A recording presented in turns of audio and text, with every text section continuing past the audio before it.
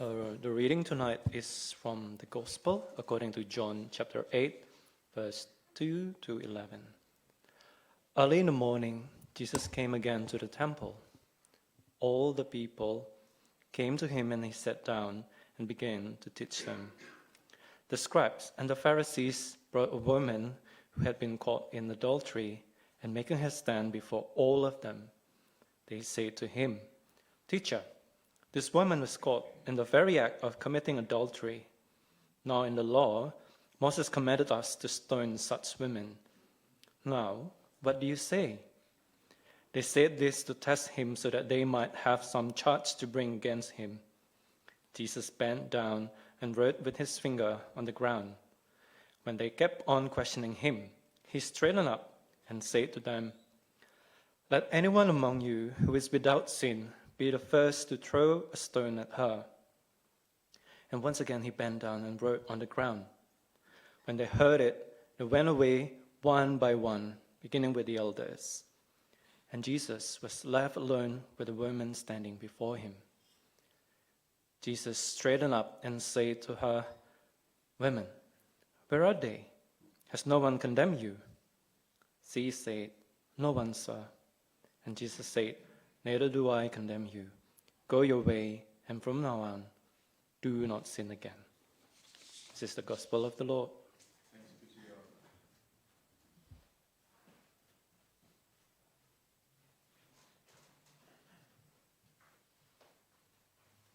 Oh, yes. This is my first time with the new clicker, so wish me all luck. My name is Deb, for anyone who doesn't know me, and sorry if I've forgotten any of your names. You can reintroduce yourselves at supper. Thank you, Edwin, for the Bible reading. You said the middle one, wasn't it? Let me see. Yes, first time win. Okay. It's such a great story of Jesus in action, making the point that we're focusing on this month, that we should reform ourselves and not others. I'll unpack this a little bit, and then we'll talk about some ideas and encouragement around some processes for changing ourselves. But before I dig in further, I need to have a little rant. So bear with me. I'm not much of a ranter usually, but this scene is horrendous. The woman was supposedly caught in the act of adultery, so presumably someone else was there, but they just brought the woman. Also, the scene was set up to test Jesus, to see if they could get him to say or do something that would be unacceptable in the law or religious views or politics of the time. The woman was treated like a pawn in a chess game, rather than a person made in the image of God. They didn't have regard for her safety, her reputation, or her life. And this still happens today, where people are treated as pawns for public debate and power trips. It's tragic, and it's not the way of Jesus. And for anyone here who has had that experience, I want to take a moment to say, you deserve better.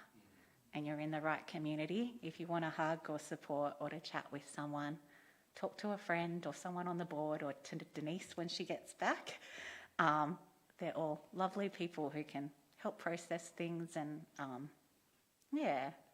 bring love where maybe you received less than that. The last bit of my rant is, let's guard our own hearts against scapegoating a person just to prove a point or advance our own agenda. Okay, end rant. Now I can talk a bit more normally. So the takeaway from this story that I want to focus on today is how Jesus responds. He equalises the playing field. Here were a bunch of people thinking they were superior, that they were entitled to test Jesus and to judge the woman. But Jesus has the wisdom to say, let anyone without sin be the first to throw a stone. There are theories on what Jesus was writing on the ground. Maybe he was writing the sins of each of the people gathered there. I hadn't seen that one before, but I stumbled on it and I'm like, wow, that would have been intense. Or maybe he was writing the 10 Commandments, the standard that they hadn't lived up to. But between what Jesus said and what he wrote on the ground, the people there got the message and realised they weren't in a position to judge and stone someone. But indeed, they needed humility, forgiveness, and redemption in their own sins and from their own vices. So finally, Jesus is alone with the woman. He tells her there is no condemnation and encourages her to sin no more. You can take a moment to scan that slide in case you were wondering if there are any words that I have or have not included. So to help it sink in, I wanted to take a moment to compare the energy that people brought to this scenario. So from the scribes and the Pharisees, there was big judgment energy, but from Jesus, there was big grace energy. From the Pharisees, there was big death energy, wanting to stone someone. But from Jesus, there was big saving energy. The Pharisees had this big superiority energy, but Jesus brought big equalising energy. The Pharisees brought big gotcha energy, that finger-pointing vibe. But Jesus had big transformative energy. The Pharisees had big condemnation energy, but Jesus had big no condemnation energy. I'm so grateful for that no condemnation energy. And hopefully we can learn to tune into the energy or the vibes when we notice a growth area or an error in others or ourselves. If we sense the kind of energy that Jesus brings, so grace, salvation, equalisation, transformation, and no condemnation, we can be reassured God is using this to help us to change and grow. Or if we were feeling that kind of energy when we notice something about someone else, maybe, just maybe, he wants us to speak gently and carefully into their life, as long as we do it with self-awareness that we too are in the process of being reformed. And on the other hand, if you realise you're feeling the kind of energy of the scribes and Pharisees, don't bring that energy speaking into someone else's life. Hold your tongue, see if you can do it with Jesus' energy, but if not, ask him to help you to stop getting fixated on someone else's speck so you can work on the plank on your own eye. I'll take a moment to name a bonus dodgy energy to watch out for, and that is big envy energy. When you wish you could get away with what someone else is getting away with, or when you wish you had something they had, even though you don't approve of how they got it. But anyway, if you're noticing something in your own life and you're feeling judgment, death, maybe inferiority when it's turned inwards, if you're feeling a bit of a gotcha, everyone's pointing their finger at you, a bit of condemnation, then stop and think that's not the way Jesus speaks to us. There's still a chance, there's a point in whatever's been said, but bring it to God and say, if you want me to change as a result of this conversation or circumstance or these thoughts and feelings I'm having, help me to see the change through your eyes. Bring your energy to how I perceive myself and how I see the journey of growth and change you are calling me to go on. Now, I have to be vulnerable. The idea for this message started when I was feeling big freak out energy about all the ways I feel I need to change and how hard it is to consistently lean away from old patterns and into new patterns. I was messaging a friend to ask her to pray for me to not feel so stuck and overwhelmed. And then I remembered a change framework I learned at work.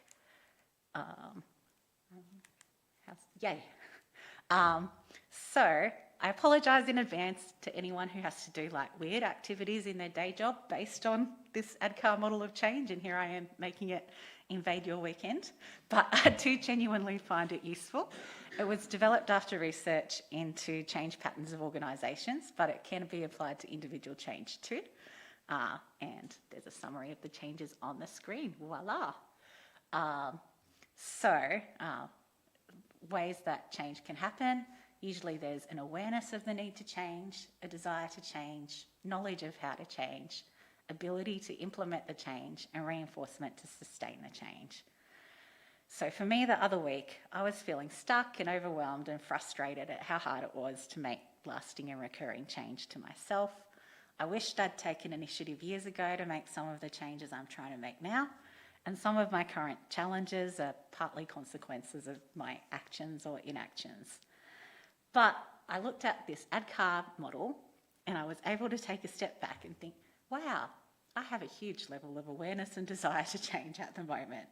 That's kind of good, but I need to make sure it's not out of proportion so I don't feel defeated. There's probably more knowledge I can work towards. my ability fluctuates. Sometimes I have good days and sometimes I have more challenging days.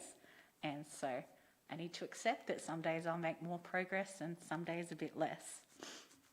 And I need to prioritise my goals and pace my expectations.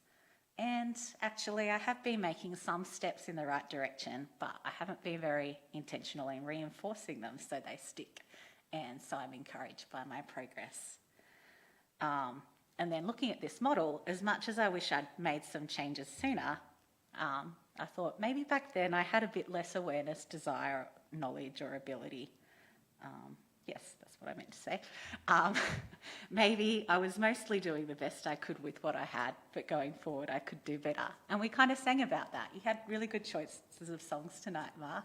There was Leave Behind Your Regrets and Mistakes, and I felt that. Where am I in my notes?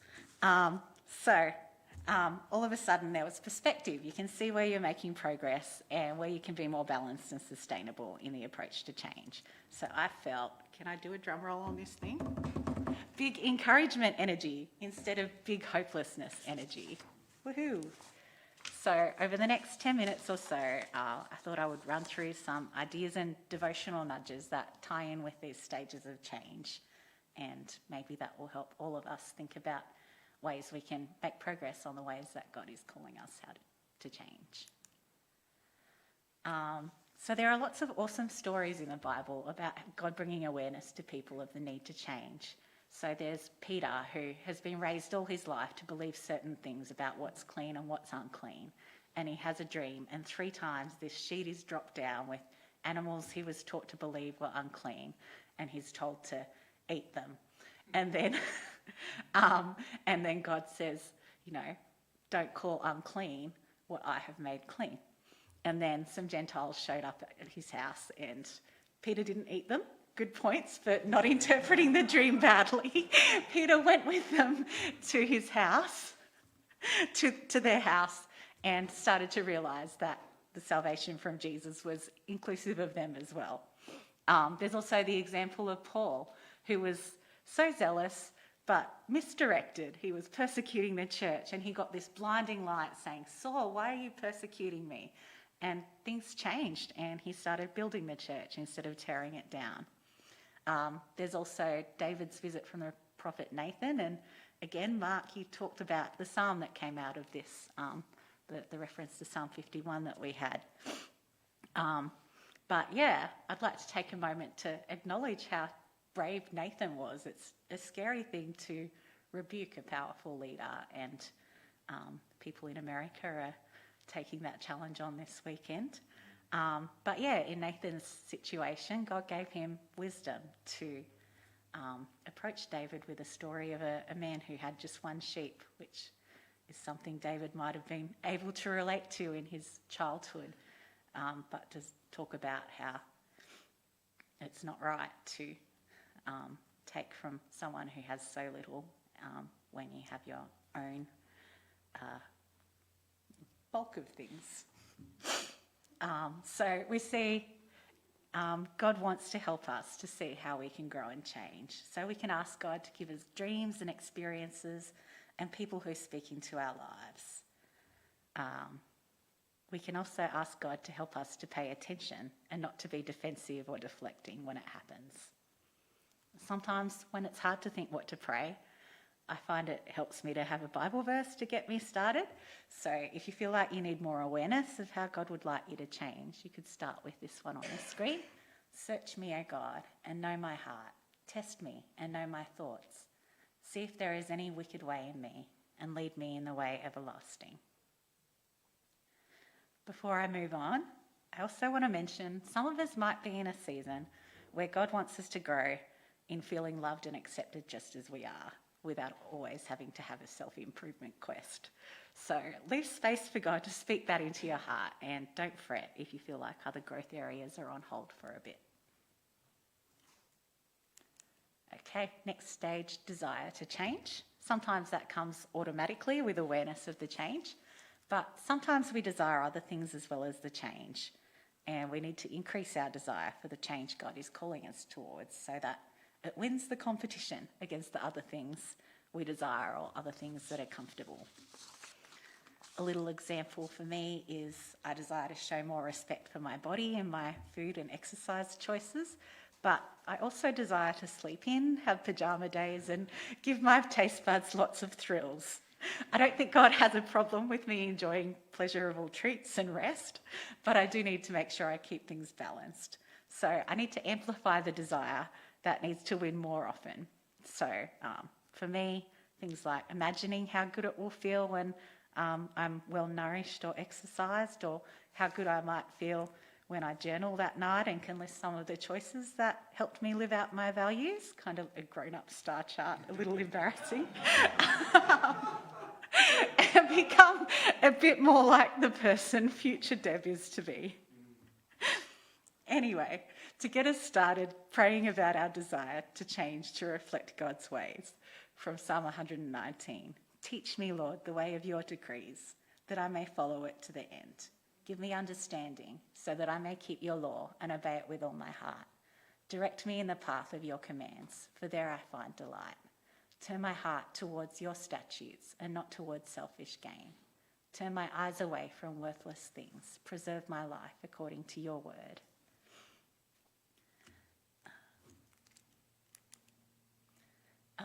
So the next stage is knowledge of how to change. So an example for me is when I realised I had a bit of a knowledge gap in my vocabulary and the way I thought and talked about disability and spirituality. I talked to my psychologist. I found some people and hashtags to follow on social media. I asked for book recommendations. I listened to podcasts and chatted with friends. And I talked to you guys. Thank you for being such kind and encouraging listeners. And a couple of verses to reassure us that God will help us to grow in knowledge are, I will instruct you and teach you in the way you should go. I will counsel you with my loving eye on you. If any of you lacks wisdom, you should ask God, who gives generously to all without finding fault, and it will be given to you. And next slide. There we go. When I wonder if I'm capable of changing and living out my faith, I'm encouraged by Jesus' words in Matthew 11. Come to me, all you who are weary and carrying heavy burdens, and I will give you rest. Take my yoke upon you and learn from me, for I am gentle and humble in heart, and you will find rest for your souls. For my yoke is easy and my burden is light. So in the time of Jesus, when a disciple signed up to follow a rabbi, they were committing to being tied to their yoke, tied to their teachings, their way of interpreting the law. Jesus reassures us we can learn from him that he's gentle and the burden will not be too heavy. So if we're struggling with the ability to be aligned with Jesus' teachings, we can ask if the burden will be lighter. Maybe we're carrying more than we should be, or we can ask for more strength and support. Jesus might nudge us towards things that will increase our ability. Maybe if we have more knowledge, the ability will be easier. Maybe we can ask someone else for help. Or maybe if we shuffle other things in our lives, we'll have more capacity. An example that I'm working on is limiting my late night recreational reading so that I have more ability to be focused and energetic during the day. And that will hopefully help me to be a better steward of my time and talents. But other examples could be talking to someone who's good at the change that you want to see in your life and asking them to help with a task, or asking them to give you practical tips on how they built up their ability. And last one, home stretch. So I already mentioned some things that help with reinforcement, like journaling or star charts to reflect on how you're going and celebrate even small steps toward the change. It's also great to have someone who's your cheerleader or accountability buddy. You can also get reinforcement from tracking apps and devices. I get reinforcement from someone I follow on social media who posts little cartoons about boundaries a couple of times a week. I can read a book about boundaries and, not really do anything with it because I don't take it in properly. But having little micro reminders like that really helped me get in the habit of thinking about boundaries and, integrating them into my daily life. I'm sure there are other ideas we can all come up with that will help us to reinforce and to celebrate how Jesus is helping each of us to grow into who he made us to be. So I'll finish with these last verses, which encourage us to trust that God will collaborate with us and help on our transformation journey. Blessed are those who hunger and thirst for righteousness, for they will be filled. And I am confident of this, that the one who began a good work among you will bring it to completion by the day of Jesus Christ. Thanks.